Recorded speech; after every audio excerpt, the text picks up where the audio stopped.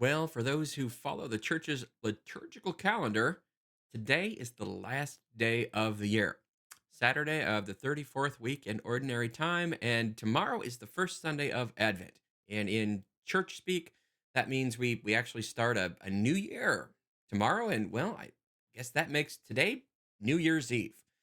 Now, you might wonder, when does the actual liturgical New Year happen? Well, because we celebrate on Saturday evenings the anticipated mass of the next day of Sunday.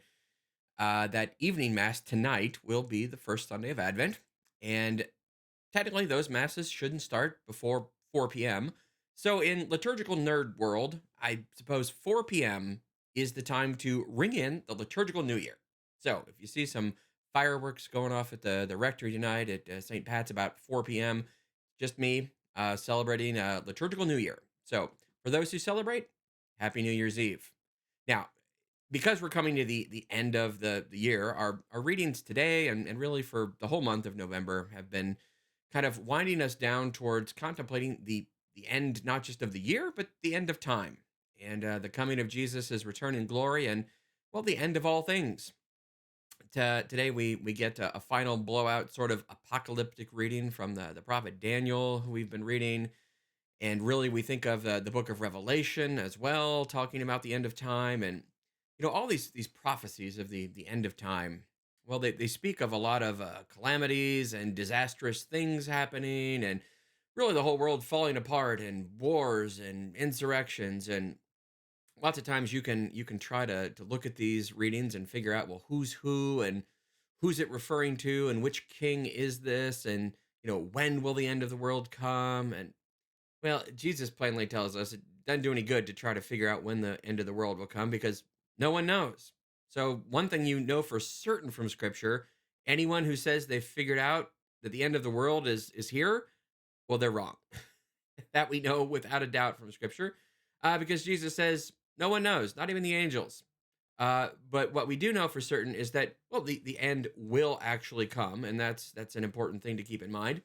And well, yeah, there's lots of seemingly bad things that it says are going to happen.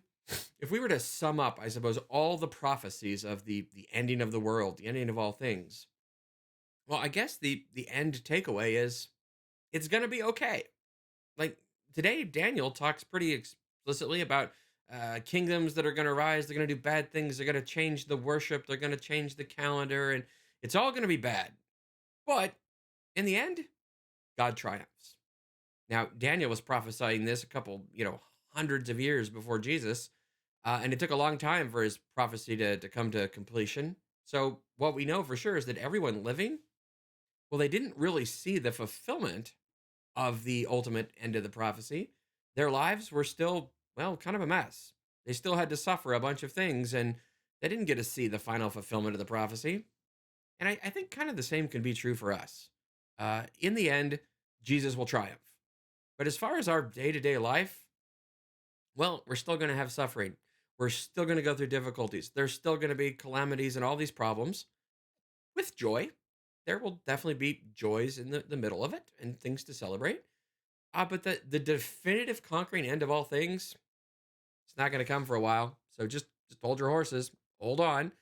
Keep doing the next best thing you're supposed to do today. Keep going. And we also live, though, in the surety of knowing that, well, the victory is won. In the end, not only does Jesus win, but that should make a difference of how we live right now.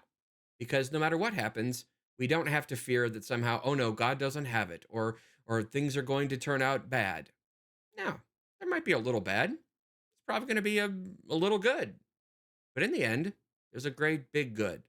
And the virtue that causes us to look forward to that ultimate triumph of God, we call hope. So as we end this year and we come to the ending of the year, symbolizing the ending of the world, guess what? Tomorrow, tonight even, a new year starts. And that's always something to look forward to. And that is really how we can live each day, every moment, really. If it seems like there's an end, well, there's also a new beginning. In the end, Jesus triumphs. So maybe today's the end. Maybe it's just the end of liturgical nerd New Year's. Fine, celebrate that. One day, it will really be the end, the big end. And if we live each moment of our day in hope, waiting for that, then when the end comes, the big one, we'll be ready. But tonight, we can practice. It's Liturgical New Year. So enjoy that little end so that we can be ready for the big end. Because tonight's little ending leads to a new beginning. And I pray that you might enjoy that today as it's the end of the year as we know it. I feel fine because tomorrow it's a new year. Same with every day. I pray that your New Year's is a blessed one. And God bless you.